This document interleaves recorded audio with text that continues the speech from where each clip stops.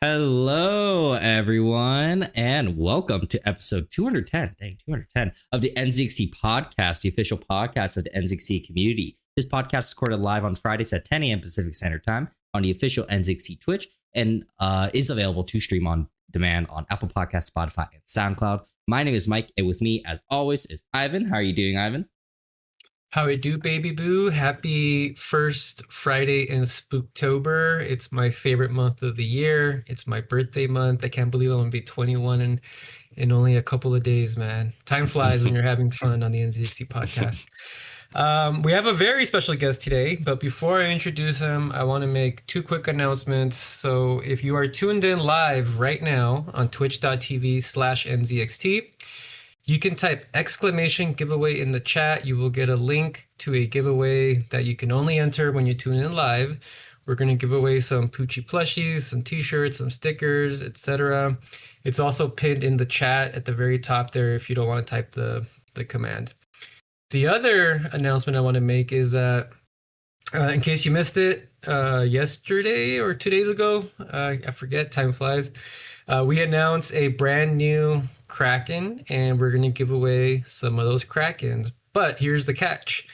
The giveaway does not go live until tomorrow. So if you are tuned in live right now, you will get another secret word for that giveaway, which will give you a bunch of bonus entries and increase your chances at winning.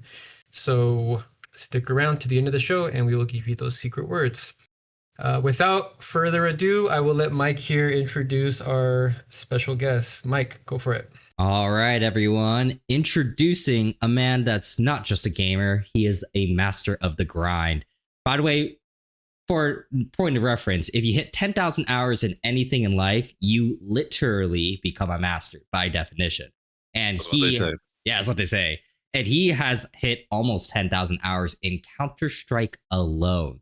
Introducing the architect of angles, the Sultan of Clutch, Derek, or better known as Znorux. Znorux, can you please introduce yourself and tell us what you're all about? Hey, how you guys doing? Thank you for inviting me. Thank you for having me. It's a pleasure. We had like this pre-stream conversation and everything went super cool. We were talking about like multiple stuff. The NZXT computer, some lenses for my camera that I need. I definitely need one like, I don't know, more capable.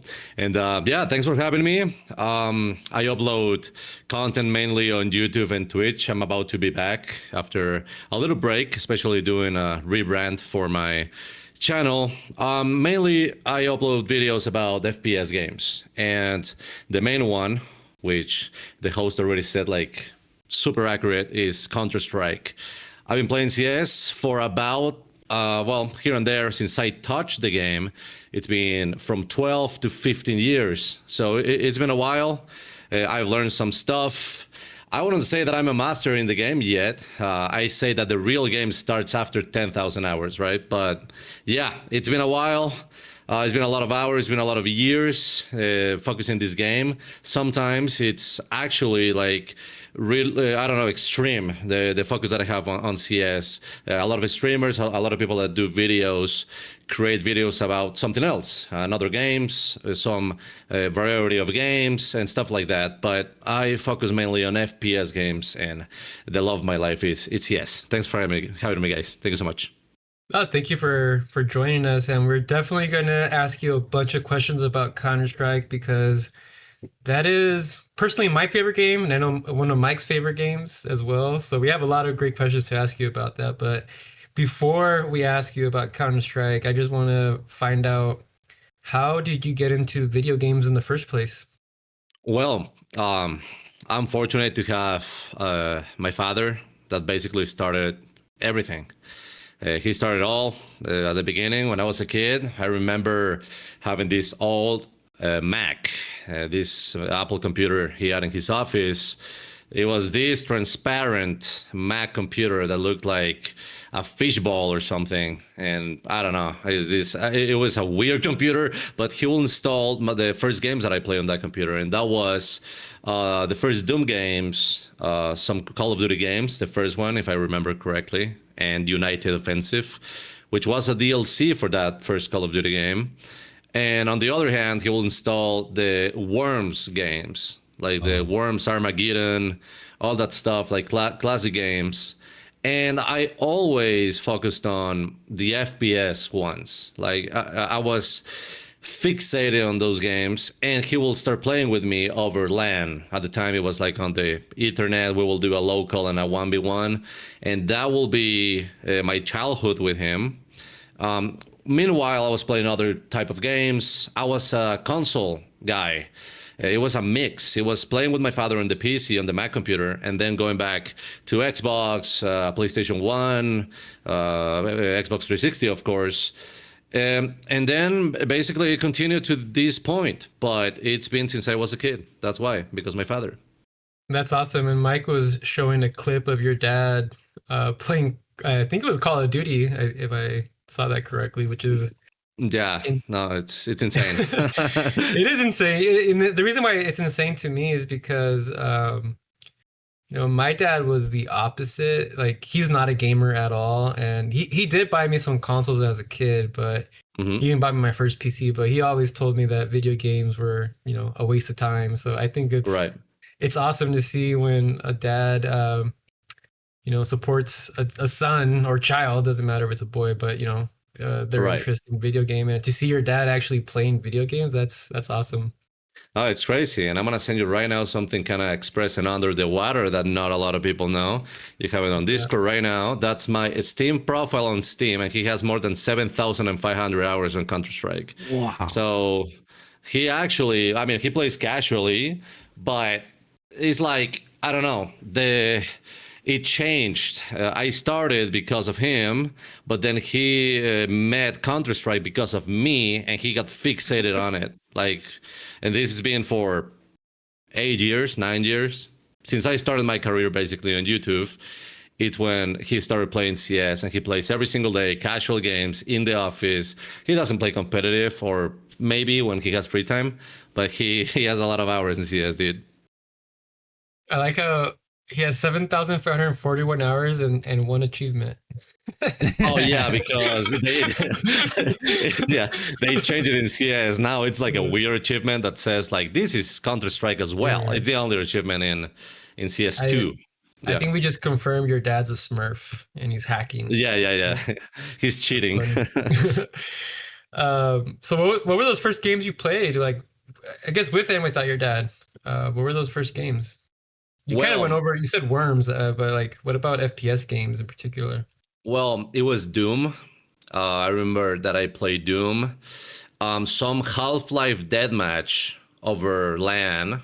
It was here and there. I didn't really play that much of Half-Life, but Doom was a big one. Call of Duty one was a really, really big one. I probably had, 5K, 6K hours just playing in these servers that had these special conditions. Back in the day, it wasn't really like this matchmaking system or anything like that. It was like going into a server, but we will play in these servers that had really strict rules and admins. Like it was one that it was called like First Rebellion Battalion. I remember to this point. And what you had to do is in interiors, inside the structures, houses or whatever, you had to crouch. If you didn't crouch, the admins will force you to crouch. So it will be like a weird mechanic. Like if you're outside the main building, you can run, you can do whatever you want. But if you go inside, you have to crouch and have the fights crouching and leaning, like a tactical, ranked, weird, try-hard game. We'll play that stuff every single day. And I don't know, it was like the first ranked or try-hard experiences that I had with my father in Call of Duty. And Doom, it was basically Call of Duty and Doom. And out of all those games, which one was your favorite? I will say that Doom single player, because the multiplayer or LAN capabilities of Doom was like really close to arena shooters at the end of the day. It wasn't really a competitive quote-unquote FPS like it was in Call of Duty 1 in those tryhard servers. So I preferred the Call of Duty experience going into these like weird rank, try hard and score rules. So it was more appealing to me to have these strict rules, right? That is more competitive at the end of the day, I think. So now we kind of want to go. I know a lot of people are very curious about basically your entire career has been in Counter Strike. So you started off playing in CS:GO, which I mean, gosh, man, that honestly that was my favorite game of all time. So what about Counter Strike just makes you want to keep playing it for almost 10,000 hours? Yeah, well, I actually started on Source and then I touched some of 1.6 because it was at the time when Source was like, it was a good game, but a lot of the pros and a lot of the scene like preferred 1.6. At the time I played it casually, I had no idea what CS competitive was. Um, but then I got fixated on CS:GO. That's when I started my career. It's a really good question because CS is one of those games that don't really have a lot of content, quote unquote. It's not like you have a lot of variety in things that you can do. It's always or this wingman or this casual or competitive or maybe third parties like Faceit, the SEA platforms. And that's it. That's what you have.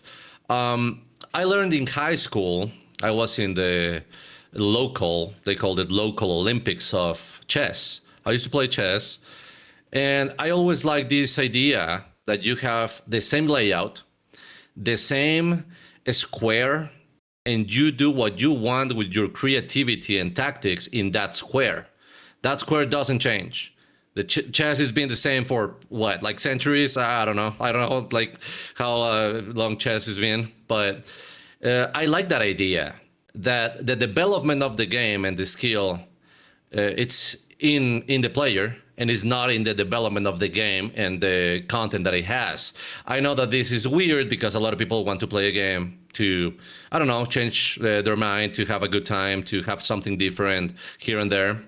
But that's what I actually like about the game, and I've been liking it for a lot of years. That I can go into the game is going to be practically the same in terms of mechanics, ideas, rotations, maybe some updates and some balances when Valve wants, because they're slow sometimes, like really, really slow. But that's what keeps me into the game, just to improve and develop as a player in the same layout every single time. I love that. I mean, I kind of at first I was like, oh, yeah, I'm wondering because like it is the same game pretty much essentially. You know, everyone just has this amount. There's no RNG. There's no like random event. It's just the people and what they decide to do for strategy. So like beyond like just, you know, being better at shooting, like what are like some of the most like important skills like a player should learn if they want to become better at CS? Amazing question. So I'm about to make a video like, what did I learn after 10,000 hours? What is the most important thing? No BS. And one of those things is movement. It basically does 50% of the job. Like it's, a lot of people think that it's the mouse that you control everything and you need to be insanely precise, 1 millimeter of precision. And it's how you mix the movement and the mouse. Like aiming with movement. At the end of the day, your movement affects your aiming. When you're moving, it moves your crosser. So it's a mix. And a lot of people skip and basically totally ignore the idea of counter strafing and the idea of how balanced and how precise you have to be with your movement.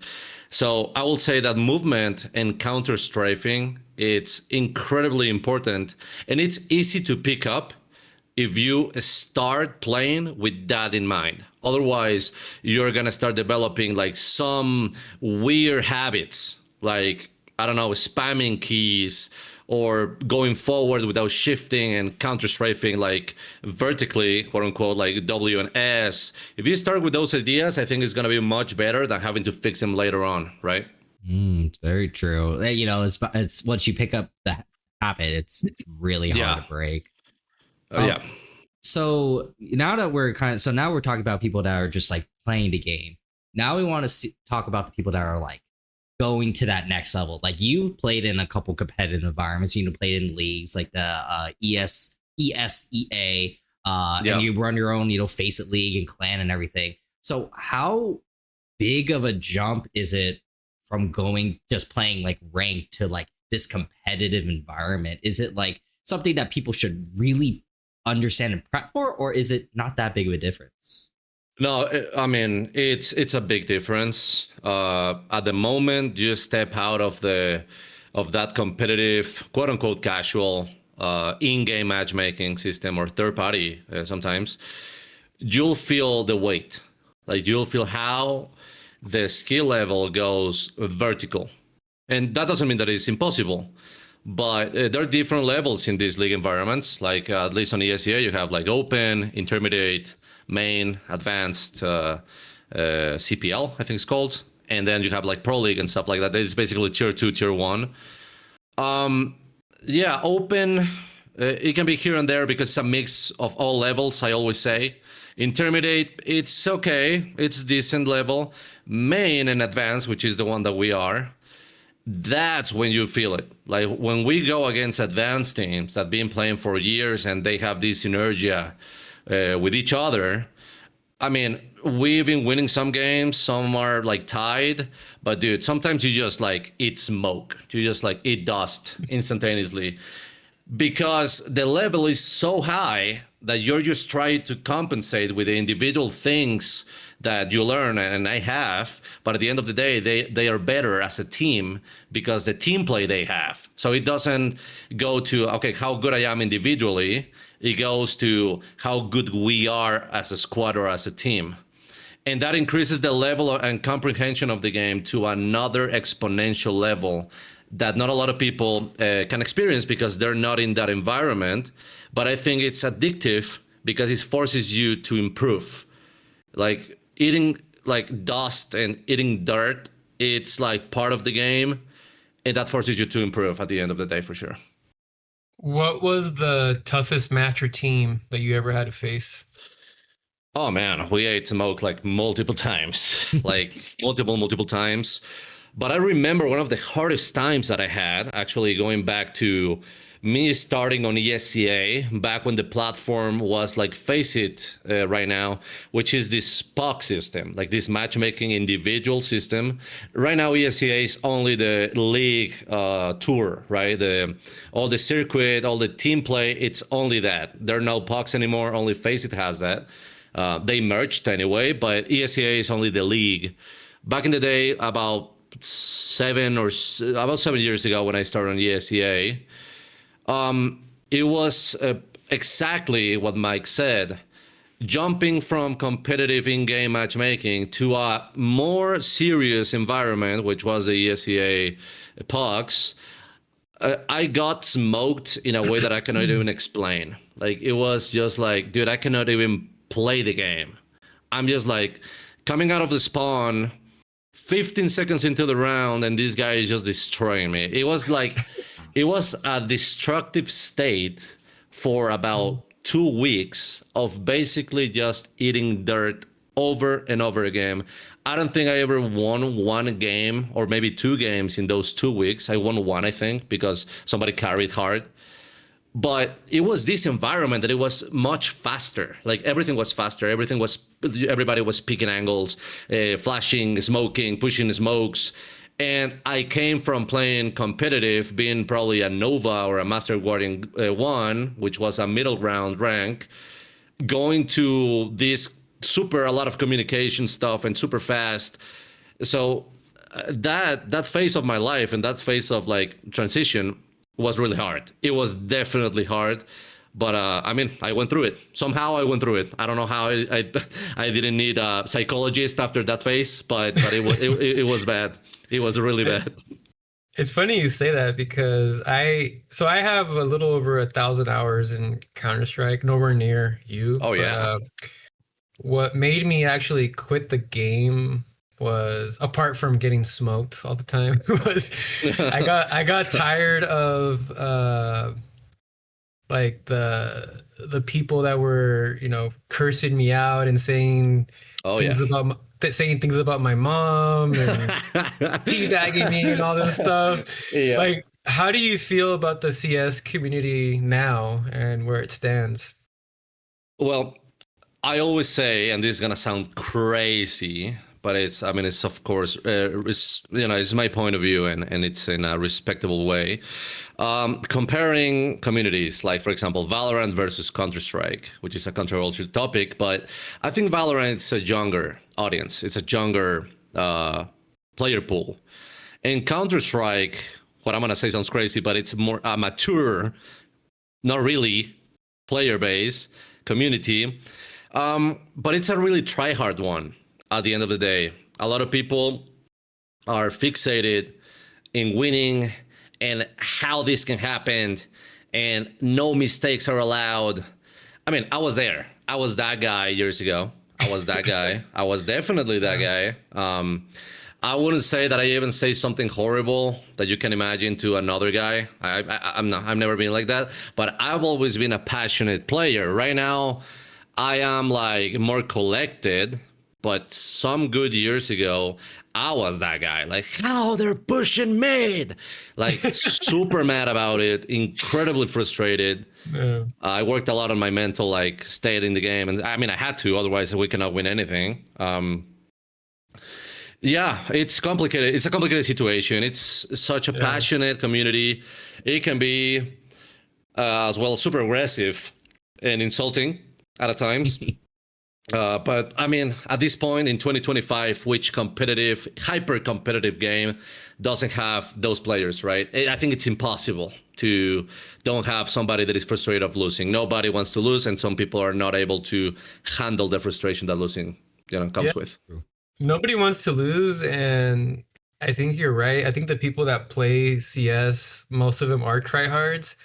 And then the other thing too, I don't know how it is now, but when I was playing, there was like a lot of Smurfs, a lot of hackers. Oh yeah. Is that still going on in CS? So just right now, about, I don't know, this month, it's been historical in my opinion for Counter-Strike because they added multiple stuff. They updated the VAC system. I know it sounds like the same. Oh yeah, they updated VAC on Reddit and everybody says and it's the same. It's better in my much better in my experience. At least the rage hackers spinning and stuff.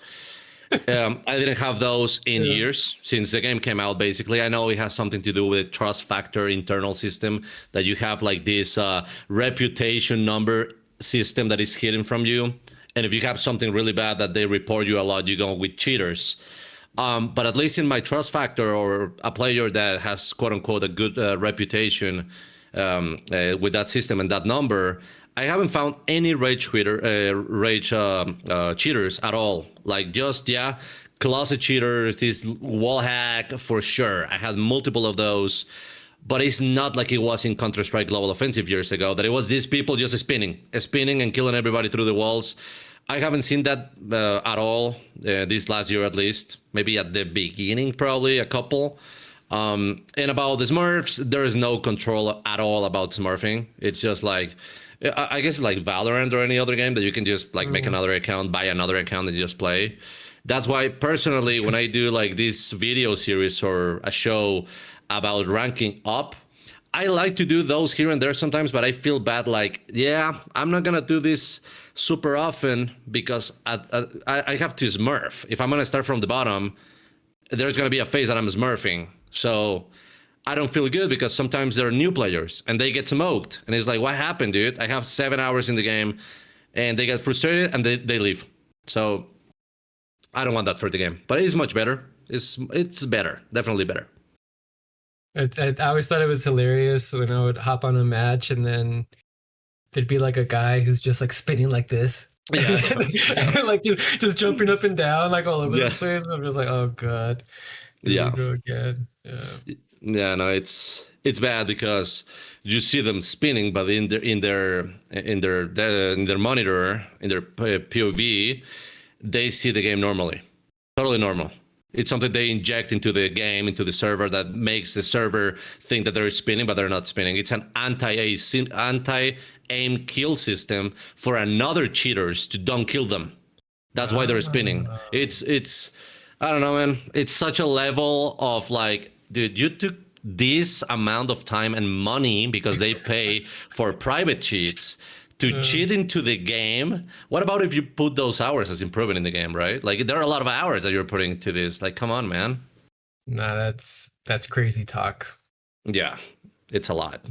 Do you guys? It's a lot. I mean, with the new update and now it's Counter-Strike 2, which was a huge change. I thought it was just say CS:GO for the next 30 years. Do you have any thoughts on how to improve like Counter-Strike as a whole, either the community itself or fixing the hackers or anything like that? Oh, a lot. Past June or July, I remember when the major was, I had a little meeting with Valve employees talking about the game and talking about how they can improve the product. Counter-Strike as a whole has a lot of flaws, a lot of problems. What saved the game, in my opinion, it's the gameplay. There's nothing like it. It's always something trying to be like it or be different, which is absolutely respectable. But it's nothing that flat and raw like CS, right? No, I mean, I'm not against Valorant personally, but it's no skills, no weird stuff, no random stuff. Everybody has the same weapons, skills, quote unquote, that are the grenades. Like that's it. Everybody has the same playground. But that's the only thing that CS has like solidify over the years. But the problems come with anti-cheat system, which scare new players and just kick them basically from the game. The tutorial and the new player experience absolutely sucks. That's what I told them in this like little meeting that we had. Like, you guys need to do something that players basically, I don't know, can enjoy the game since the first hour. Because I always say, if you want to go into Counter-Strike, you're gonna have to, if you're really like focused into learning, it's gonna be fast, but it's gonna be about 40 to 50 hours of grinding the base knowledge and eating smoke and eating dirt and getting absolutely smoked. So the curve, the learning curve, it's vertical in CS for a new player. It's impossible to understand the game. The basics is easy, plant the bomb or defend it is really easy, but the mechanics are not explained anywhere. Not even the movement or stay still to be precise. Nothing. Not even a flash, not even nothing. So that's a bad one, the new player experience. They need to improve on that one. Another one is the performance. Counter-Strike 2, it's decent. I'm not going to say that it's horrible. It's decent. But back in the day, CSGO, you could run CSGO in a microwave. Like that thing, if you just load everything and play in, I don't know, the 1280 by 1024 4:3 ratio, you could play it on 90 frames, 50 frames, which was playable. But right now, I had like these retro computers that have like this integrated graphics card, and the game can go to 15 to 20 frames. It's impossible. You cannot play the game even the lowest. The optimization is getting tanked with each update. Sometimes it goes higher, sometimes it goes lower, but the optimization is a big one. And at last, I think they need to focus more in these operation contents. Operations was this type of update back in the CSGO days, that it was a big update. They will do like this compendium or type of battle pass that you will do different missions and you will unlock like little stars or coins and you can unlock skins. So you had a progression system. And right now everything is focused on microtransactions and just buying the skin or buying this like armory pass. They're super focused on that. They're getting more money with it, a lot of more millions of dollars, I am pretty sure. But it's not good for the players because the players have nothing to do more than playing wingman, casual, or competitive. That's CS. And I think it can get boring for somebody that is not fixated on competitive gameplay, right? I mean, you talked a little bit about it, and I wanted to transition into that, is that you talked with some Valve employees, which is great for them to, get feedback and stuff like that. You also interviewed the creator of CS, which is amazing. So what was that like to actually interview the person that made the game? Yeah, well, everything started as an idea for a video. And I contacted the guy So, like, every first contact, it can go like a yes, it can go like a no. And suddenly, I get this message like I was talking with a friend, like if it was, I don't know, I met him for a lot of years or something, but he said like, yeah, dude, absolutely, no problem, man. When you want to have like this interview, I'm down. I was like, wow, dude, what's up with this guy? Like, absolutely. And I don't know, we scheduled the interview. In my idea was to have the interview for about 45 minutes, something really, I don't know, focus into his life, how the first builds of Counter-Strike where, how he developed the game, what happened when he sold the game to Valve, or at least the IP. And from 45 minutes, that was the main idea. We went about to 3.5 hours of just recording and just talking about the game, about mechanics, about personal stuff. And I don't know, it's a really cool guy. His name is Ming Lee. It's an amazing guy. He became one of my best friends to this day. I speak to him often. We share stuff. He's working in a new game that is called Alpha Response that he's marketing everywhere he can. He's passionate about FPS games.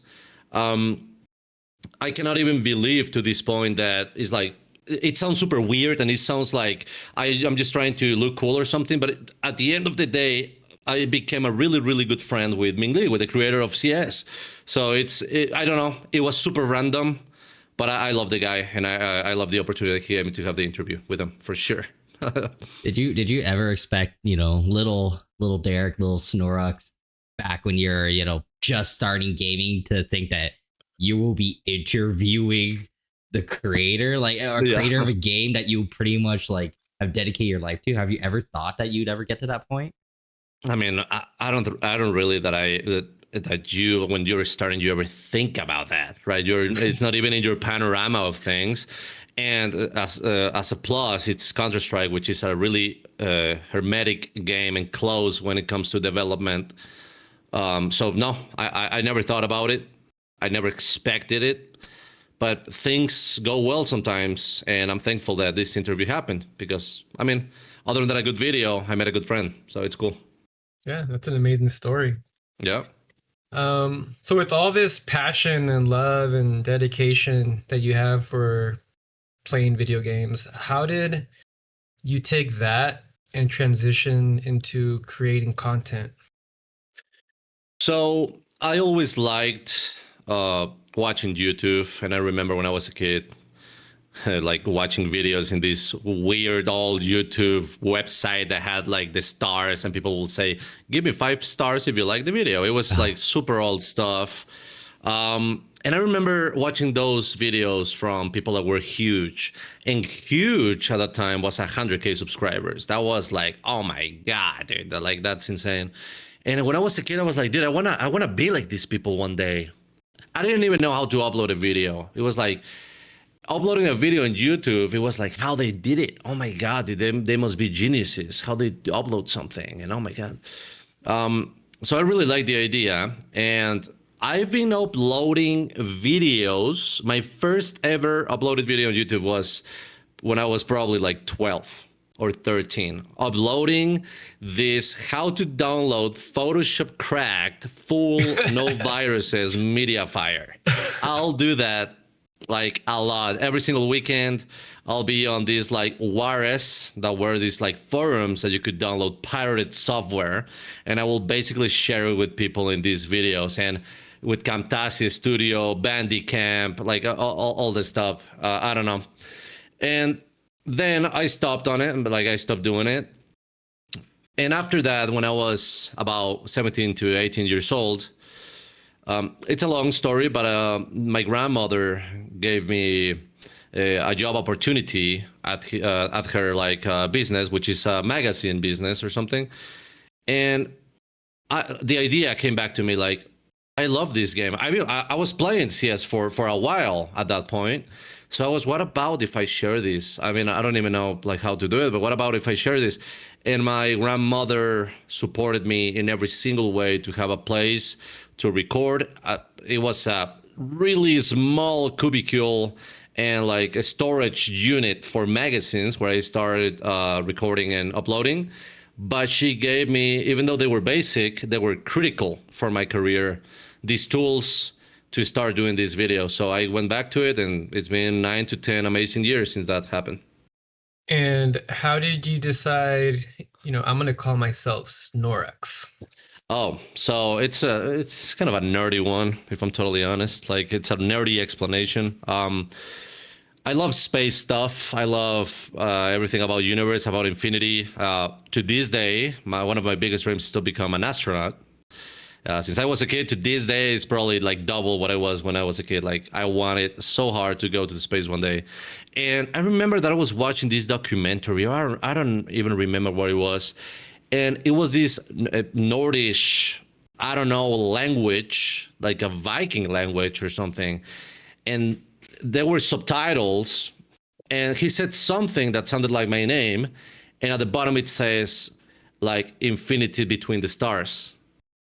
And among the stars, my bad. Infinity among the stars.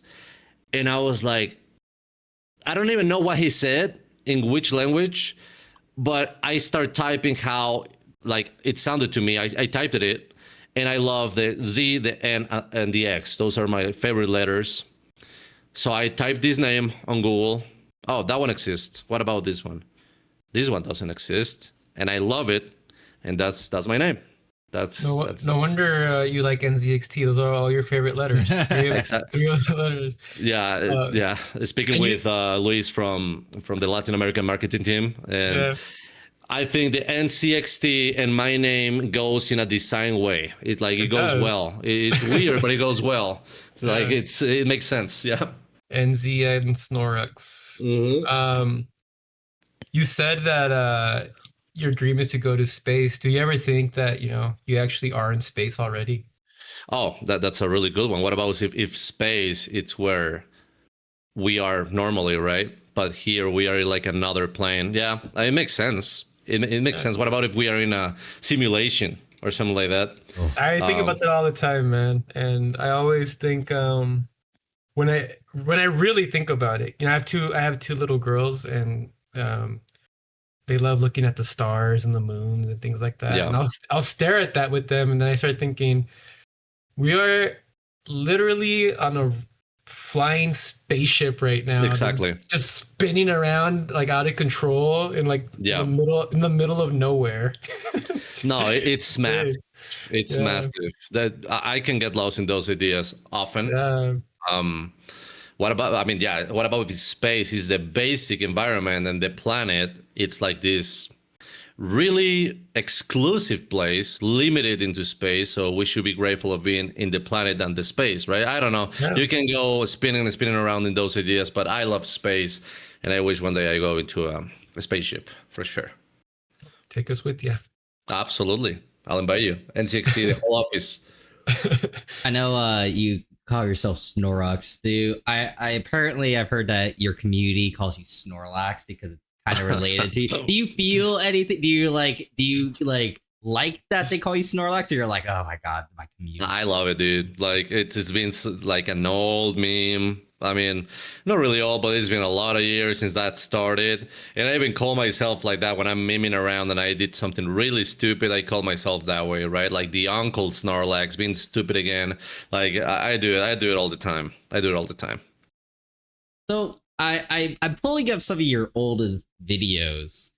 And, oh my gosh, look at the Rage comics. Oh my gosh, like look at this. Let me check that out. What was the toughest part about, one, starting it, but also like continuing and making a career out of your YouTube channel? Well, I mean, the first years, I wouldn't even say that they were hard or difficult, because I didn't really focus in, I need to grow up right now, but it became into a point that it was super slow. It was like, I remember the first 100K subscribers took forever. Like, it was, and I had a problem because I didn't know anything. I was starting, I was learning, and I'm learning to this day, but I was learning the basics. And I will be obsessed looking at the subscriber counts every single day, every hour. And that will feel much more slower. Like it will feel much lower just being like, oh, it's increasing, it's not increasing, it's increasing, not increasing. About the views, I got focused and obsessed looking at the analytics, how this can improve, how it cannot improve. So it was really hard. It was taxing mentally. The first 100K subs were really meaningful because I waited for them as I am probably been waiting for the 1 million, right? It's going to be something like that. They were really big. And I continue every single day just doing something different, trying to do like, okay, I can do a video tomorrow about this. I've been uploading about 3 to 4 videos a week for 8 to 9 years. So it's been like, yeah, I have to create something because tomorrow I had this idea, but what about if I do this one? And that's what keeps me and kept me continuing, like thinking what I can share with people and maybe how it can help people, because a lot of videos that I upload is trying to help with, I don't know, with something, an optimization, a strategy or way to see things, stuff like that. I thought that I went out of like ideas. It was one day that I said, dude, I'm out of ideas officially. I don't even know what to upload anymore. And that was about 6 years ago. I don't know how I continued 6 more years when I said that I had no ideas, right? But I don't know. Every time something new comes, and yep, that's what keeps me here. So when you told yourself 6 years ago, I'm out of ideas, and 6 years later, you're still making videos, how do you see your content evolving from then to now? Well, yeah, my project, it's been maturing, definitely. My videos, the visual personality, everything has been maturing. It's been getting better. At the beginning, it was like, at the end of the day, you do what you can with what you have, right? It's like, if I have this like horrible mic, I mean, I'm just going to do it, man. I'm going to try to optimize it. And that teach me a lot of things. From my 1,000-something videos that I have in my channel, I probably edited 1,050. Like that's I just started with a specialized team about 3 months ago. Everything else was, some editors here and there, but 90% of my videos were edited by me. The thumbnails were edited by me. So that taught me how to do things. And that is fascinating because I like to learn new things every single day. So when you go into that rabbit hole of like, okay, I'm doing this, but what about the bitrate? And what about like the resolution and the codec from YouTube, and how YouTube take the codecs and this, and 2K is better. And, you go into that rabbit hole, you learn stuff, and that keeps me interested in what I do. I know it has nothing to do with the content that I am uploading, but it makes me improve it with time. Right now, I think my content has more serious, like, I don't know, like visual identity, content identity. I can be really stupid sometimes, like go into a humorous way, but it's not like I'm trying to make people laugh. It's like I just laugh about myself, like how stupid I'm being or something. I laugh like, I'm hearing myself and I'm like, dude, what am I saying? And I just laugh, It's weird. It's weird, dude. Mike and I can't relate with being stupid in front of a camera. Yeah, never done that ever. Wish we could relate. Another thing that I think makes you unique is that you are in Mexico. Yes, sir. Sí, señor. How has being a content creator in Mexico influenced your content and your community?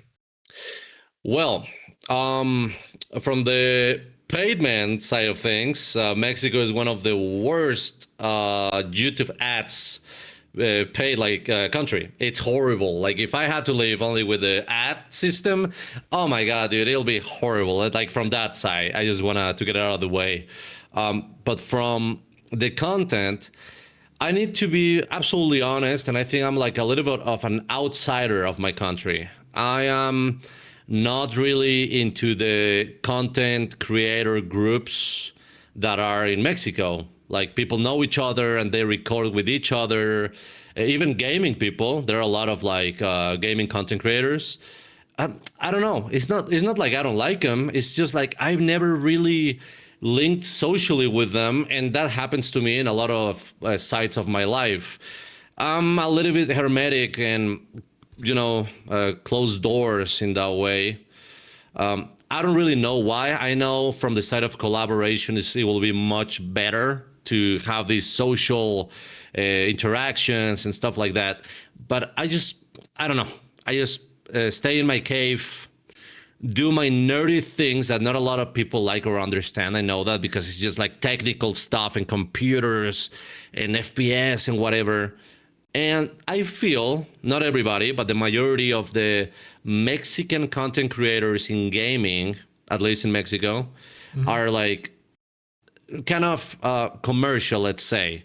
They will play Call of Duty, they will play Fortnite, they will play Minecraft, and that's it, right? They don't go into the technical side of things that I really, really like to go into, right? So it's not like I match. It's my problem. They're not the problem. I am the problem. So that's why I don't really get along that much in those groups. But yeah, I do things my way. I don't really think that Mexico really influenced a lot of my content, but I have respect for the people that watch me from my country because at the end they support me, right? And they're locals, so that's awesome. And what do you think is you mentioned the ad payouts are bad in your country, but in general, what do you think is the toughest part about being a full-time content creator and a full-time streamer? Besides the YouTube payouts. Yeah. Well, there are a lot of like good things. I am fortunate. I'm really thankful for having my career because not everybody it's allowed or it has that like destiny, let's say, or was helped by his grandmother, like my grandmother did, and my parents, of course, they supported me, at least with the idea to do this, even though they didn't even know what I was doing, but they supported me. So I'm thankful. I'm blessed. There's some bad things as well.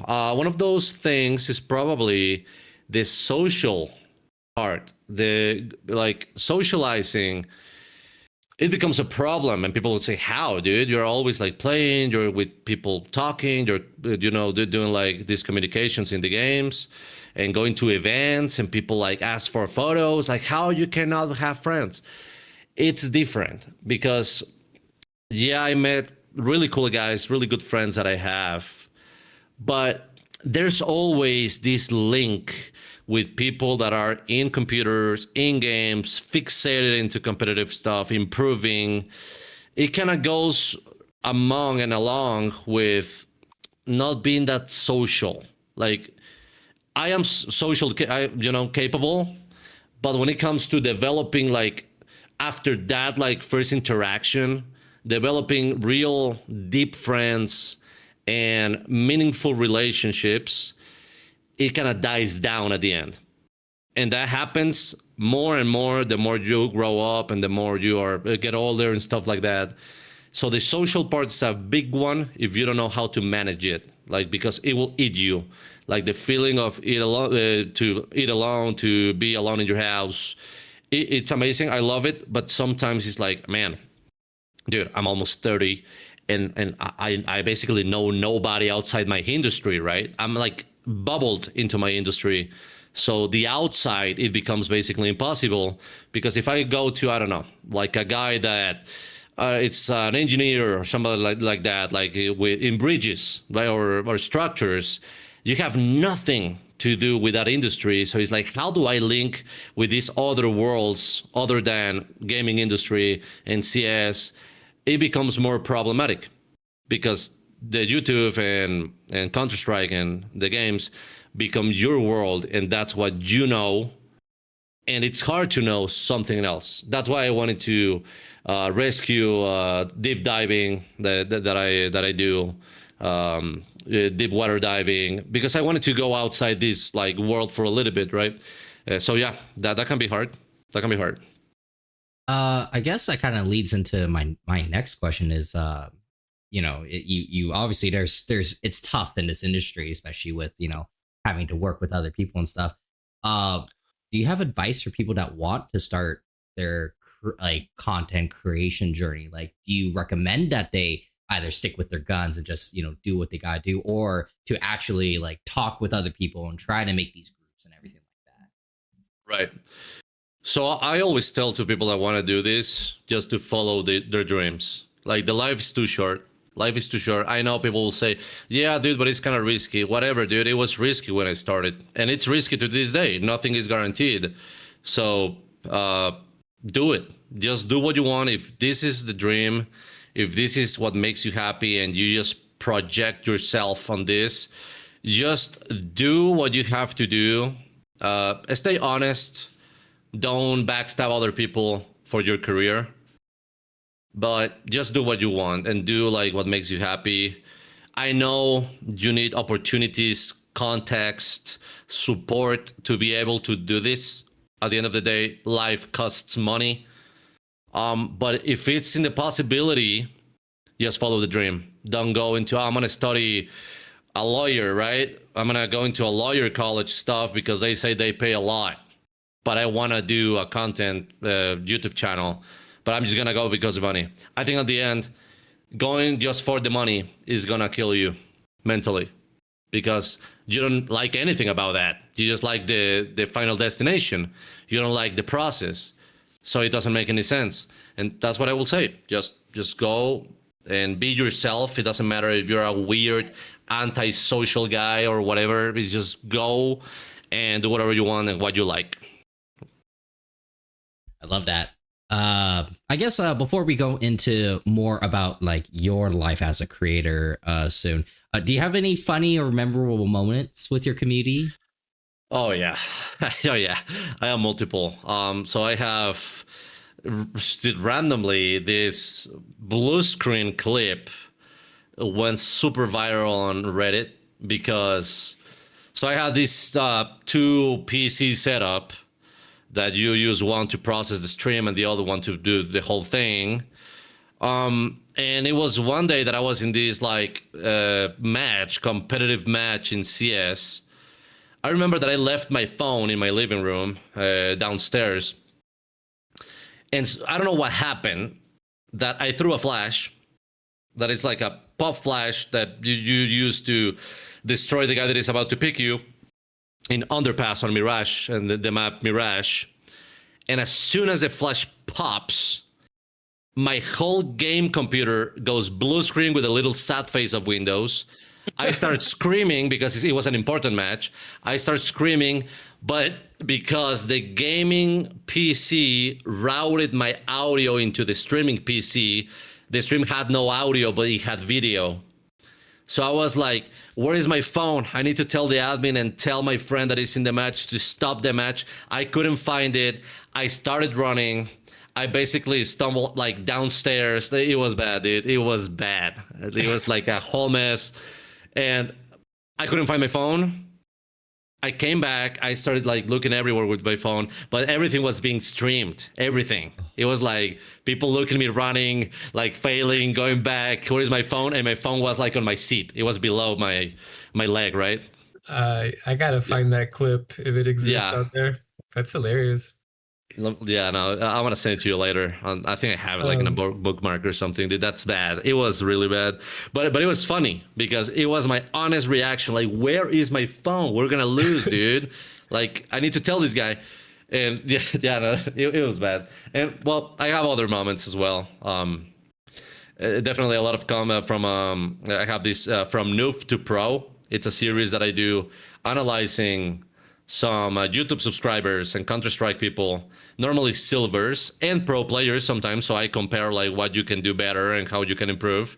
And dude, some of the chokes that some subscribers have, it's insane. Like dumping the whole 30 bullets mag, not hitting a single bullet, getting destroyed, and then the enemy trash talks in the chat and me laughing. Nah, it's a good time, dude. I love doing those videos, dude. It's so good, dude. Yeah, just get a P90 and rush B. Close your eyes. Just close your eyes and let go. Yeah. Can you walk us through a day in the life of what a typical day looks like for you? Yeah, sure. So First, I have a problem with time schedules, with sleep schedules. I really like to go like deep into the night. I'm a guy that can go. I'm not always right, but I don't know.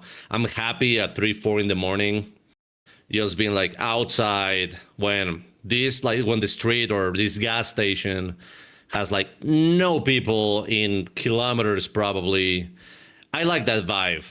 Like I really like that like liminal space vibe in the middle of the night, in the middle of the road, in a gas station or a convenience store.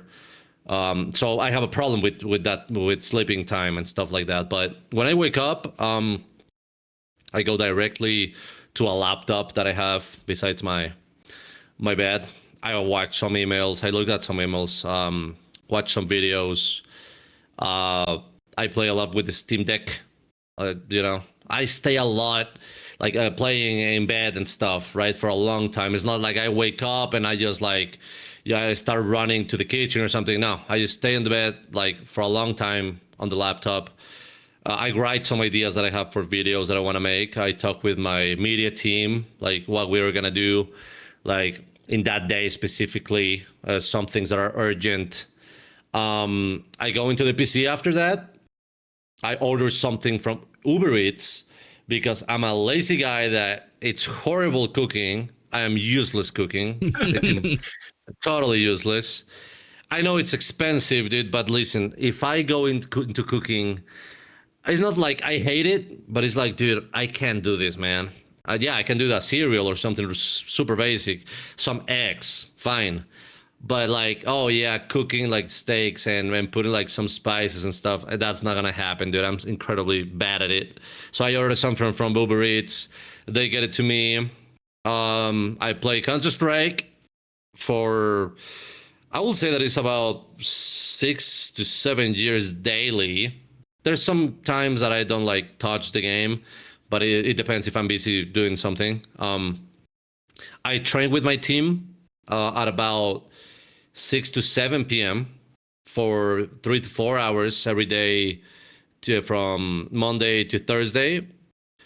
And the free time that I have, either I play the Switch to, I listen to music every day, every time, at all times. I'm into music, electronic music. And that's it. That's rinse and repeat with some variations, but I'm really like a monotonous guy. I have like this routine that is really square. It's not really structured. Like, oh yeah, right now it's time for this. But the activities that I have is like really repetitive, right? So you can tell that I'm definitely not the best boyfriend ever, right? Like, it's boring. It's really boring for girls, I guess. I saw a comment in the chat that made me chuckle. It said, "Tell me you don't have kids without telling me you don't have kids." And Exactly. Because He if I didn't have kids, I would probably be living the same life as you. Just wake up and play video games in bed and order Uber Eats. Yeah, dude.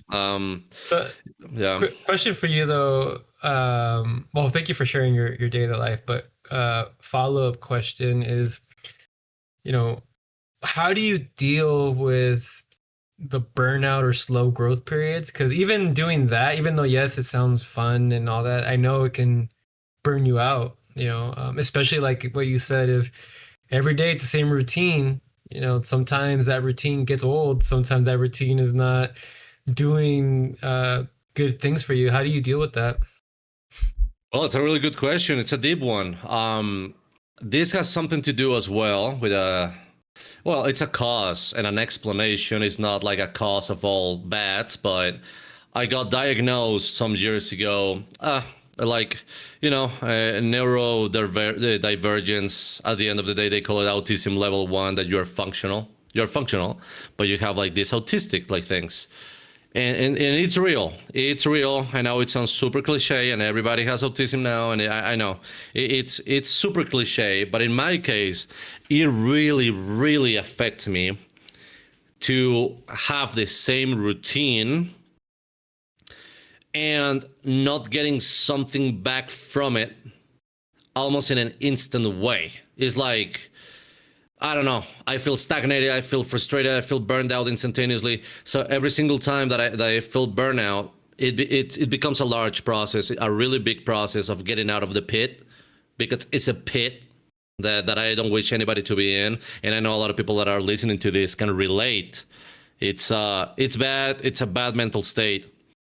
To get out, I do two things. What helps me the most is to complete tasks or deliverables that I have to do and I am delayed on. For example, if I had a video with NZXT and I'm delayed like 2 days, I'll be like, dude, this is killing me. I don't know. I don't like delays in anything. I'm like stupid about it, obsessed with it. So if I get something out of the way in a way that I like, and for me it's good and it's perfect how I like it, that puts the level down of frustration and burnout. It helps. It's like I don't feel pressured that much, right? And something that really helps me, but it's expensive, is this like music synths. Doing music with these, they're called, well, they're basically group boxes that they sell that you can do music with on all-in-one device. And I go out MIDI routing and stuff like, I don't know, I get lost in that stuff, and that puts me out of that bubble. So I get out of it. And at the end, something that I really like to do when I'm super burned out and I don't even know what to do with my life, it's hacking old school consoles. I like that stuff, like the jailbreaking and, you know, PS3 hacking, and I love that. That helps me. Yeah. That actually is actually one of the next questions I had. First of all, we really appreciate, like, you know, you being open with, you know, mental health and everything like that. I feel like this day and age, especially for content creators or streamers, people just assume, oh, they live such an easy life, but in reality, it's tough. No, it's really true. Burnout is, it's tough, and doing these things to try to break out of that stagnant feel is like a necessity. Do you have, for someone that is getting into the content creation field, I know you gave some tips about it, but is there something that you really think that content creators should really focus on as they get through this thing? Because it's like the idea that, you know, you can try to break out and do certain things, but how do you really make it feel like it's worth it in the end? Oh, okay. So, well, I think I feel the most hypocrite guy saying this because I don't do it, but it's about balance. It's about, I've seen that people have like, that feel the best or feel better in their life is the ones that have, like, I don't know, they do this sport, but they play a lot. And they go out with a girlfriend and they go out with a family. This is an utopia, in my opinion, and it's possible for some people. It is possible for some people that are compatible with these ideas. But in my case, that I hate sports other than diving, that I don't really like going out of my social circles, and that I am fixated and obsessed doing some things, I am not compatible with that. So when people say, yeah, you just have to have balance, dude, it's not like that. It's not like everybody it's compatible or it's super flexible in their way of thinking and what they actually like to do or they enjoy doing. But if it was me and replying and answering that question, I think it will be what you do.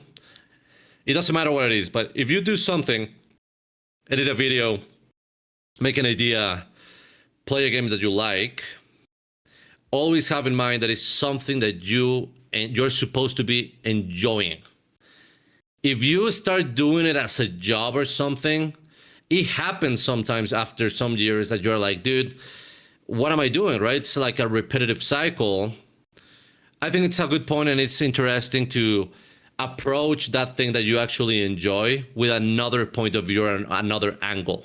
That way you can like renew that passion that you have. An example will be, stop focusing in Counter-Strike only for winning, playing pucks every single day that I've been doing for some time.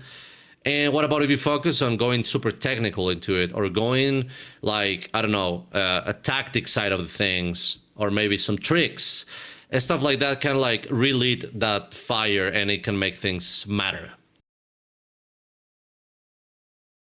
Love that. I mean, I think that actually kind of leads into the next section, which is we're going to talk about brands and working with, you know, other companies and stuff like that. When a brand approaches you, especially when, you know, you have to do these deliverables and you have to, you know, send this post out, or you have to do this stream or sponsor stream and stuff like that. Is there something that content creators should always look out for when doing these brand collaborations, to, you know, maybe place boundaries on or something like that, or make sure they have, you know, creative freedom or product access or something like that? Right. So you mentioned pretty good ones, but I have like about three that it's a no limit for me, at least. It's a no negotiable. The first one is I focused in the brand knowing and thinking if this collaboration is worth for them. If it's worth for them, it's worth for me. Like, I'm not gonna be like, yeah, dude, I'm just gonna farm money and farm everybody, and I don't care. No, dude, like the first conversation we're gonna have is like, does this like make sense to you, and how it can make sense, or what we can do to make sense. Like, it's not gonna be like, yeah, dude, I'm just gonna make this post and post and post about NZXT. I'm never gonna use their stuff again, right? It doesn't make any sense because it doesn't make it wouldn't work for me. What will be the idea of working with Kingston or another brand if I don't use their stuff? It's like they're just paying me to show a little picture and that's it, right? I think it has to be honest. Like a collaboration has to be honest, and it has to be with a brand that you enjoy. At least with me and in my experience, like a lot of collaborations that I have with brands, I mean, they were brands that I used in the past. Like I used when I started, that I bought in a Best Buy or something. So it makes sense to have a collaboration. And another one is to don't really force things, because I think sometimes like the marketing teams and, you know, accountants and stuff like that balance a lot of like their value and what they can invest in quarters. Quarter 1, quarter 2, quarter 3, quarter 4. Yeah. So it is like, dude, we're in quarter 3, but we have this opening for quarter 4, but people don't know what they're talking about. It's like, quarter, dude, that's an excuse. It's like, no, it's not, dude. Like a brand has like these investments in different like scenarios. So I think the people have to think about those things so they don't get frustrated about like the collapse. Sometimes it doesn't happen like one day to the other. You need some planification from the business or the brand side. And another one, at least for my country and for my region, I feel a lot of the brands are being like farmed and milked, basically. Like for a lot of people, they just, I don't know, this content creator gets into a collaboration and they have like 6 deliverables and they are late 6 months or something, and they just publish one, right? They end up basically stealing the money or stealing stuff like that and burning bridges. I think some brands are kind of like done about it. And that's why when you are having a negotiation or you're having a conversation about a possible collaboration, brands have the clause ready to go, right? They're like, I'm so ready and so like defensive because 7,000 people just like abused, right? And didn't do anything. So I don't know, it starts small if it's impossible to deliver. And in that way you can deliver more and more with time, but don't get like, you know, like fixated and sign a contract for 40 videos if you upload one a month, right? It's, yeah. And that'll be my, yeah. That's great advice. And I'm also curious, how do you measure success when it comes to these brand collaborations? Well, in different ways. If it's, I don't know, about like a launch product, for example, I'll measure it for the amount of questions that people do to me when I have like these pictures or stuff like that. Even though I have some details, for example, about the Elite series that the NZXT team asked me, I can tell that the mic the one that I'm using right now actually was like the one that was like interesting for a lot of people. It was like, what are you using? That looks weird. That looks that.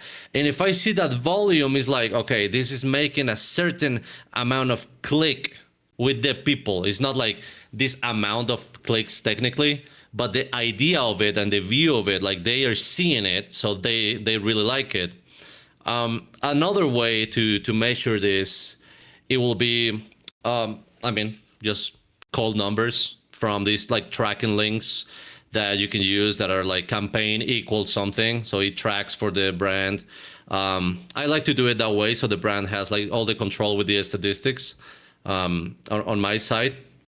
And the last one that it's the most important, and I kind of mentioned it before, is if it's going to be a collaboration about a launch or about a certain product or a certain brand, whatever, it needs to make sense. If it makes sense and the two names, get along, and that person, me, or that person, whatever content creator, actually clicks and links with that product or that brand, I think the 50% of the collaboration, it's perfect. It's awesome because the guy is not using it just because he's being told. It's because he likes the thing. So he's going to speak about it. He's going to criticize it. He's going to say the things that can improve, the things that are better, the things that are good. And that helps the brand. So I think that's a success. At least from a side of feedback, it's a success. Sales and stuff like that come with time after the collaboration. But the start, I think it's set for future success with a good percentage of happening. Yeah. Yeah, I like that. Speaking of, going together with the brand, you mentioned earlier that Znorux and NZXT Yeah. kind of go together. How did you first get introduced to NZXT? I mean, NZXT, I've been introduced to NZXT. I know NZXT since I was like, I don't know, it's been years upon years upon years. I actually bought cases from NZXT. I bought like fans back in the day. I'm talking about like before I practically started. Like I will buy stuff, and then I worked with multiple brands, Nvidia, Intel. Like I was with MSI at the time, and I stopped working with them because they changed a lot of their budget to retail. They focused a lot on stores and Amazon and stuff like that. So content creators were basically out of the question. And I knew this guy. His name is Luis, and we started talking about NZXT, and I was like, yeah, of course I know NZXT, like the other brands that have cases and stuff. Like I've known him for a long time. And we discussed and we had a conversation about the aesthetics of my channel at the time, which are the ones that I have to this day, but I think tomorrow they're going to change. That is like this gray, white, and lila purple. And I was like, that looks like the NZXT like visual identity. It's practically the same. It's like white and purple. And I checked the Pantone number and stuff, and it was practically the same. I was like, that's insane. That's crazy how we like those things. What about like if we actually, I don't know, do a collaboration or something like that? If you can give me a minute, let me connect the headset to my computer because I think it died. 1 second. Oh, yeah. While he does that, Mike, do you know the NZXT purple Pantone color? 51007A. That's correct. Yeah, I know that on lock. Yes, we also have a Poochie giveaway going on. Actually, all three of us have Poochies in our backgrounds right now. So we do have a giveaway for, was it plush, shirt, and stickers? Right. Give me 1 minute because that's such a fail. From Apple, I need to connect them again. Good. Sí, bueno, sí. Sí. All right, I can hear you now. Can you guys hear me? Yeah, we can hear you. Awesome. I'm so sorry about that. No, it's okay. Apple is not made for gaming. All right. Last question before we get into my favorite part of the show, which is where Mike asks you a bunch of fun, silly questions, is what is one dream collaboration that you hope happens in the career of Znorux?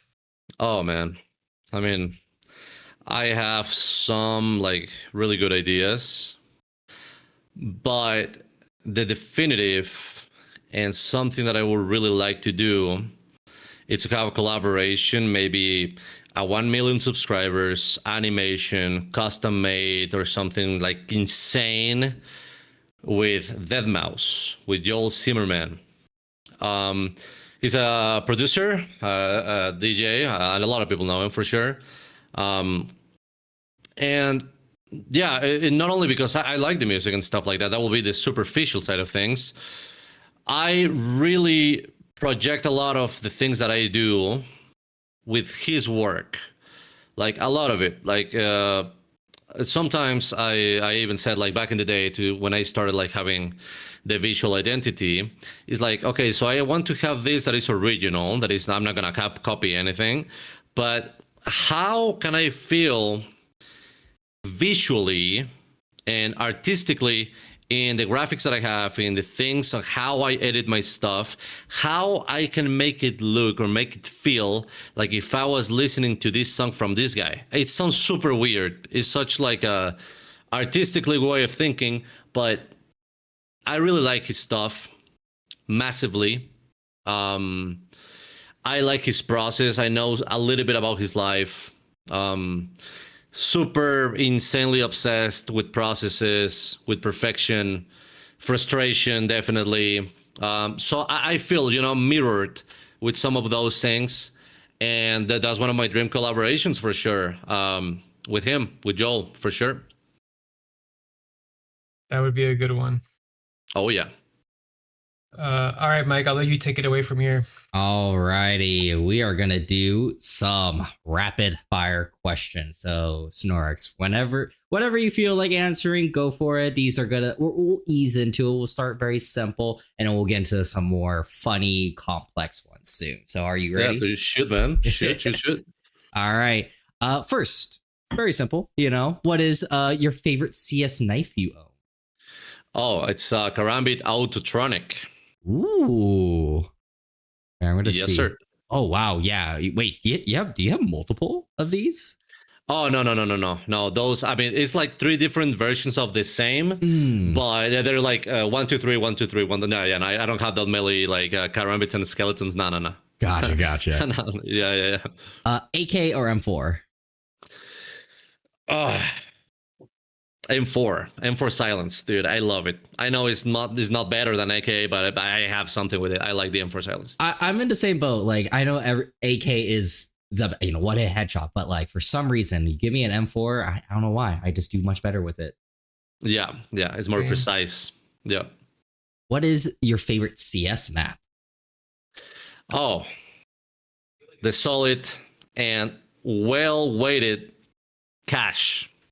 Wow, Cache? Okay. Oh yeah. Wow, Cache, I like dude. that. What is the worst one? Sorry, the correct answer was Dust 2. Sorry. Oh no, man. No, dude. How do you feel about the Dust 2 changes, especially with like mid and everything like that? Do you want it to revert back, or are you fine with it? I mean, I'll be really happy if they changed to the first Dust 2, basically, that had the car with the fire. Yes. Like back in the day on CSGO.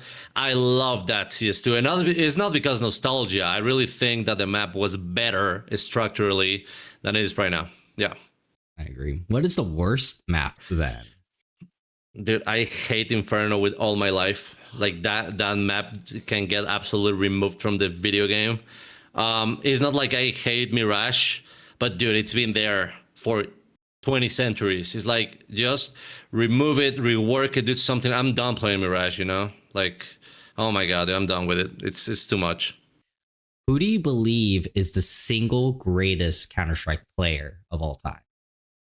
Oh man, I mean, it's kind of easy to say at this point. If you look at Dupree, ex-Astralis player, a simple dunk. Those are insanely crazy, amazing, stupid. I say stupid. Stupid for me is like high insane. Like this guy has mental problems and he's amazing. Yeah, it's weird. It's weird. But for me, I have a special feeling for Guardian. He was an ex-AWP, and I loved his gameplay. And I base my gameplay. It's an evolution from the Guardian one. So I think he's one of the best players that this game has seen for sure. Oh yeah, I remember Navi. Yeah, oh yeah, I remember. You know what I'm talking. His dominance. Oh my gosh, I was a big Ninjas in Pajamas back then. I was a big NIP fan. So dude, you touch a topic that dude. So yeah, I am the biggest fan of NIP, like literally. But the old one, the one with the brown star. Yeah, the old one. Oh gosh, what was his name? The he was the captain. He Forrest. Yeah. That was my team. Oh no, man! Ninjas in Pajamas was insane. A side note, I started Counter-Strike because Forrest didn't get right.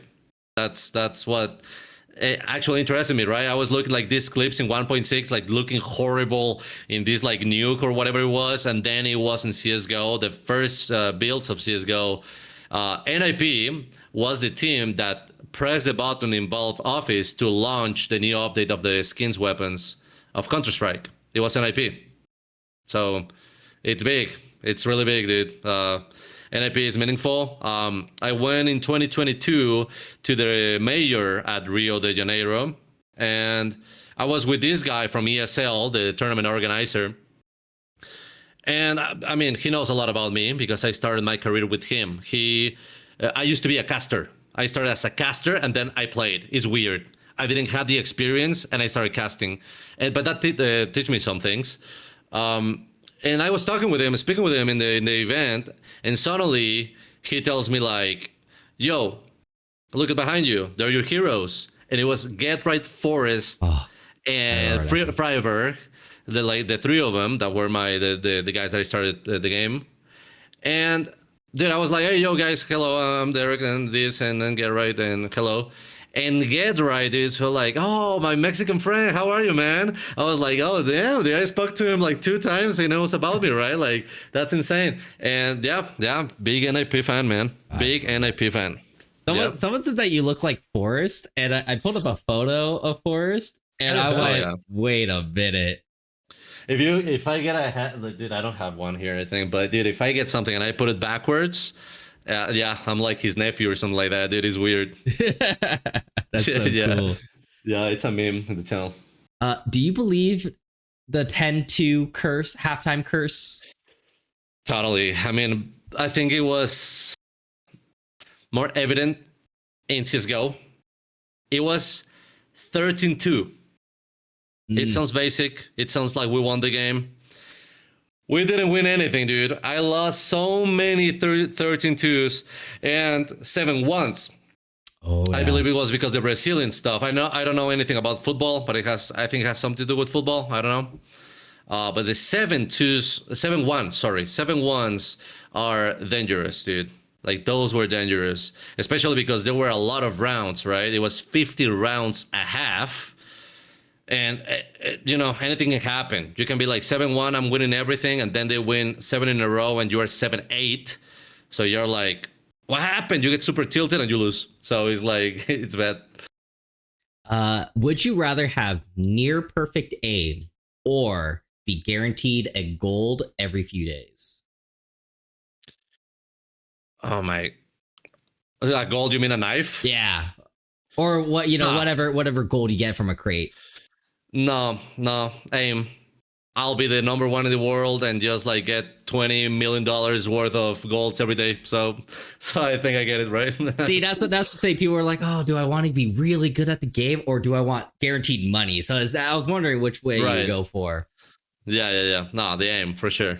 Yeah. So by the way, congrats on passing the Patty Rescue Diver course. So first of all, like, why did you want to get that certification? It was incredibly like weird, but one day I was super burned out, and I was like watching these videos, and this guy said this guy, remember his name, but he's the one that saved the kids in Thailand.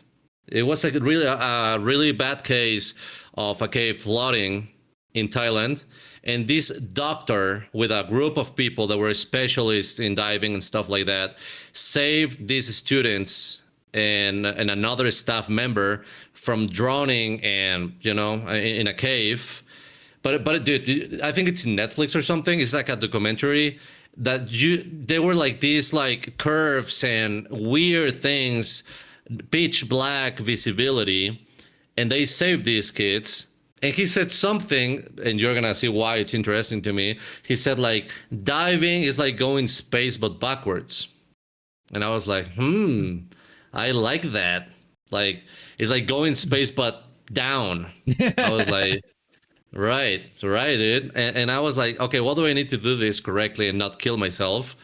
Okay, so there's this party stuff, and I went to open water diving, and it went into it's like advanced is called. And then I went to another one, and then I went to emergency rescue, first action, whatever, like what people use in hospitals as well. And then I went into rescue diving, because it's going to sound a little bit grim, but I feel attracted of the idea, and I think it can give closure to people. The retrieving the bodies, retrieving a body from a water, a water body, and it's technical.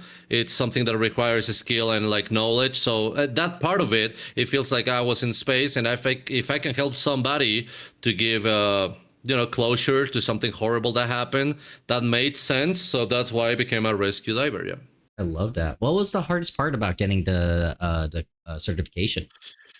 Well, the beginning was like all fun, to be honest. He was just going down and just testing the tanks and breathing, breathing in the water. It's such a weird feeling the first time you go, because you feel like, dude, if I breathe, something bad's going to happen. But no, everything was fun.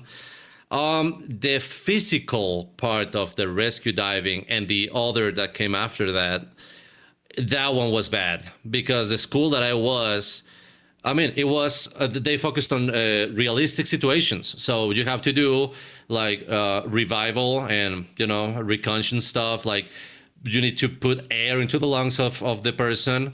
And I was like, oh, I'm pretty sure that's gonna be simulated. I'm not gonna kiss this guy. And they were like, no, you're gonna do it, dude. It's like this 55 years old guy, you're going to have to give him like mouth to mouth breathing, and you're going to do it right now. And I was like, oh man. So you have to do that. And you need to protect yourself, because if somebody it's like in panic mode, they have the force to harm you, to put you down the water and drown you. So you have to basically choke somebody and control him. And they have this test, this last test of the certification, that you need to rescue a diver that is non-conscious but is breathing below the water, and he has like the regulator connected. And I was like, okay, it's gonna be easy. So I went down, and I was protecting myself, keeping my distance, but the instructor, that is an instructor that is simulating to be the diver, just waited for me to get closer and start choking me. He started choking me and removing the like 4 meters below the water. Wow. So yeah, that's it becomes physical. It becomes really like exhausting, and you're fighting against the guy. That was hard for me, especially because I don't have like the best physical condition. But yeah, that's it. That's how I got like into rescue diving. Yep. That's so cool. That is awesome. I also love the reason why you want to get to that. I really I agree as well. Closure is definitely something that helps a lot of families out. Yeah. And yeah, it's cool, dude, for sure. What is your favorite deadmau5 song? Oh man, I have 3 in my top. It's not gonna be Znroux. A lot of people think it's gonna be that one, which is the most commercial one. It's a really good one, but I love Bleed. That song is amazing. It's incredible. Another one that is called Phantoms Can't Hang. I love that song as well. And Avariccia. or Avaritia, however you call it. Those are the three main songs that I like. I love those songs and mean a lot. I love that. If you could spend a day with him, what would you do? If I can spend a day with Joel, I will like to jam with him some stuff and put some of my synths and do some weird stuff with him for sure. I will teach him how to play Counter-Strike if he wants, and we can play together some matches. And we can have dinner and listen to music blasting out of the speakers. I'll do that. I like And that. You can end the night by choking him underwater. Yeah. Yeah, I'm gonna put like a diver suit and stuff, and I'm gonna take it down the water. Yeah, and that'll be cool. That'll be cool. How do you keep your beard so beautiful? We actually had someone DM that. I was like, oh, actually. Yeah, no, right now it looks horrible, dude. Like, let's be honest, I look like, I don't know, I've been in my computer for 20 years, right? But, well, I don't know. I don't do anything, dude. Like, when I go to the studio, so they do a haircut and a beard, like, trimming. To be honest, it looks like, dude, it looks horrible, close and personal. And when they end it, it's like, okay, now I look like a human being. But I don't do anything, dude. I mean, keep it clean, whatever, like some soap, I guess. But that's it. That's it. No oils, nothing, just water and soap. Oh, there you go. What would your last meal be? I always love asking this question because you get to learn, about their childhood or like, oh, I had a great memory of this dinner. What would your last meal be? My last meal, if I was, for example, in death row, which is like a little bit grim to say that, but if I was like in this process, it'll be this green spaghetti that we have in Mexico in Christmas. So you have this like apple salad, green spaghetti that is made with like some green chilies and like cheese. Dude, that green spaghetti is my favorite thing ever. So I get that. I'll get a cigar and a good cognac. Ooh. That'll be the best. Yeah. Yeah. Technically, a cigar and cognac is not a meal, but I'll let it slide. No, it's a compliment of the meal, right? It's like it's part of the meal, Yeah, you gotta have that. That is. I feel like I'm missing out because I am Mexican and I've never had green spaghetti, and I just Googled it right now. Oh, I'm gonna call my mom after this podcast and yell at her. Dude, you are missing out. I'm telling you, like missing out. It's amazing. Good. Yeah, I'm looking at it too. This looks good. Honestly, it does. Ooh. It's so good. All right, let's see. Okay, got two more questions for you. Would you rather have the immunity of one non-fatal injury of your choice or one sickness of your choice? So would you rather be like immune to the cold or a fever or anything like that? Or would you rather be immune to like, breaking bones or bruises? Right. That's pretty cool. So what I will do is like, I will be immune. No, I will be immune for the necessity of breathing. That'll be awesome. Oh, that'd be like perfect for you too, for diving. Yeah, exactly. I'll put it like carbon dioxide, I think you call it in English, like out of your body and put an oxygen in. I will remove that totally from my system and just be like, no oxygen needed. Dude, that'll be sick. That'll be perfect for diving. You'd literally be Aquaman. Or maybe go into a space with a suit that the cold doesn't kill you, so you can be there forever, right? That's cool. That's cool. That's so cool. Would you rather fight 10 angry geese with your bare hands for $100,000 or risk it all to fight one brown bear for $100 million? But with the bear, you can get a weapon of your choice as long as it's not a gun. With the bear. I'll go with the bear. What would you fight with? Or how would you fight the bear? What weapon? Without a gun. Oh, it cannot be a gun, right? It cannot has be to be gun. Like a okay. Like hand-to-hand weapon kind of thing, or like a sword and shield or something like that. Yeah, no, it'll be like Dynamites are possible? I'm gonna say no. It has to be hand to hand. Yeah, Hand to hand. okay, hand to hand. No, I'm gonna like super long spear, insanely long spear.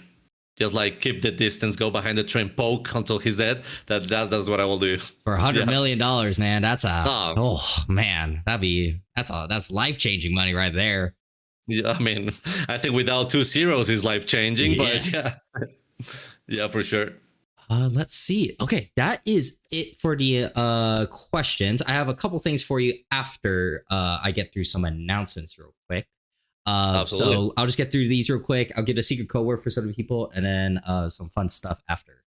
So first off, we just launched just 3 days ago. I forget too, Ivan. We just launched our new Kraken Core and Gold Kraken Core coolers and our Gold Core PSUs. So these Kraken Core RGB coolers are available in 240 or 360 millimeters. They got strong thermal and airflow performance for a killer price. And our Gold Core PSUs are available in 750, 850, and 1000 watts. Comes with ATX 3.1, PCIe 5.0 capabilities. You can take a look at NZXT.com or !new stuff in chat and take a look at our new stuff that we have. We also have some awesome Amazon sales going on our Amazon page. You get coolers, cases, peripherals, you name it, on a crazy good discount. You can go to nzxt.co/Amazon for that, or just go to Amazon, just type in NZXT. You will find a bunch of stuff on sale there. We have a PC giveaway going on right now every month. It's basically part of our NZXT Intel club. Special thanks to Intel, by the way, for helping us give you guys tons of free stuff. You guys can get shirts, plushies, gift cards, and the biggest prize of them all is a free NZXT Intel PC. Go to nzxt.co/club or !club in chat. You guys sign up and participate in our community. You can see in the chat right there, there's someone that claimed Poochie points from the thing. Basically, if you participate in our community, you earn Poochie points. And basically, the more Poochie points you have, the more entries you have into the giveaway. So if you want more chances to get a PC, start now. So seriously, join the club ASAP. Thank you, Ivan, for the sound effect. Yes, sir. Okay, couple things for you, Derek. So is there anything next? What's next for you? Any cool, exciting projects or content you're working on? Yeah, so I am working on a animation project with a studio that is going to be a special for a certain amount of subscribers that I'm going to have. It's going to be focused on my life and death, and Counter-Strike. Like, that's going to be like the main idea, and we're going to pitch it for Valve to be able, maybe, so it's going to be like an official media content, but that we're gonna see what happens with that. My rebranding is coming like in a couple of days. It's gonna be like a new rebranding for my channel. I'm gonna be back on streaming after a little while, and I was focusing on YouTube for like all these changes and stuff. And I'm gonna go to the AGS event. It's an event in Argentina, and I'll be flying basically in 3 days. So awesome. It's Argentina for me is really special. It's like a family to me because it's one of my biggest audiences, and they love Counter-Strike. For me, it's one of the capitals of CS in Latin America, so it's gonna be fun, man. That is awesome. Where can our listeners currently right now find you and your content online? I mean, practically everywhere in every social media, on YouTube, Twitch, X, Instagram, everywhere. It's the same name, Znroux. So youtube.com/Znroux, and the other social medias as well. You can find me there, man, and we can have a good time for sure. Awesome. So we currently are doing a giveaway right now for a Poochie plush, which you can see actually in every one of our backgrounds right now. Oh, yeah. Right there. A shirt and stickers that's currently going on right now. We have a secret code word that gives you, I think I put it to 1,000 extra entries now to really entice people to stay for the podcast and, participate and everything like that.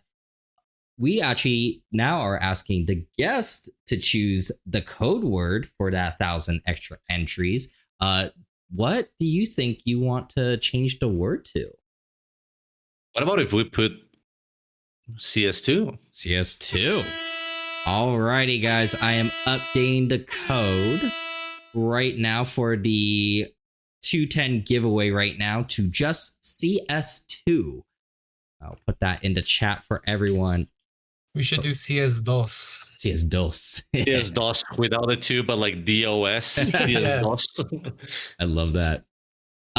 Ivan, should we talk about the Kraken giveaway right now? Yeah, let's give him. Yeah, so also very special thing, great timing, is that we also have a Kraken core giveaway going on. We're making the post tomorrow, so this is kind of like our, this is for the extra, early people, this is this for the First special dibs. we basically have a giveaway for 2 Kraken core coolers, your choice of color and size and everything like that. I'll put the link in now, but you guys are getting the color choice will be easy because it's only available in one color, Mike. oh shoot, my bad. You can have any color you want as long as it's black. Perfect. I put the link in the thing right now, and there is an entry for extra points as well for the giveaway, and the code word for that is hardcore. So there's 2 codes right now. There's hardcore for the Kraken core giveaway, and then for the Znorux giveaway, it is CS2. Alrighty. All right, man. That is it. Do you have any final words, Znorux, before I end the podcast? Well, thank you for having me, man. It's been like an amazing conversation. I always like these conversations that go like if we were in a table just drinking something. This is not like a business and corporate side of things, which I really like, that it wasn't like that, just I don't know, cliche questions. That it happens sometimes in some interviews, but this time it wasn't nothing like that. I love what you guys do. At the end of the day, we have a really good relationship for like more than a year, but I like what you guys do. It has like this nerdy minimal thing that I like, so it's like it's pretty cool. Now you told me that you're having like a new AIO, right? A new Kraken. A whole new Kraken. Oh damn, dude! I need to check that out because I have this one that is big, like super big. I like it, but yeah, let me check that out. I think I saw like one of the pictures in Instagram with the LEDs. It has the LEDs. Like it is cool. It looks like techie. I like it. We'll make sure you get one then. So absolutely, guys. Sounds awesome. Well, thank you guys for having me. Thank you everybody that tuned in into the stream that is gonna like listen to this on like distributors like Apple Music and Spotify, stuff like that, YouTube. I don't know, man. It was a blast. Let's do this kind of stuff like more often. I had a good time. All right, we'll see you here next Friday then. Absolutely. Right now, man. All right. Thank you guys for joining us. And remember, tune in live on Fridays at 10 a.m. Pacific Standard Time on the official NZXT Twitch. And don't forget to listen to previous episodes on Apple Podcasts, Spotify, and SoundCloud, and YouTube. Got any questions for us? Send an email to podcast@nzxt.com or tag @NZXT on all social media platforms. Thank you, Ivan. Thank you, Derek or Znorux, for joining us today. And we'll see you guys next time. Have a good weekend, everyone. See you later. Thank you, man.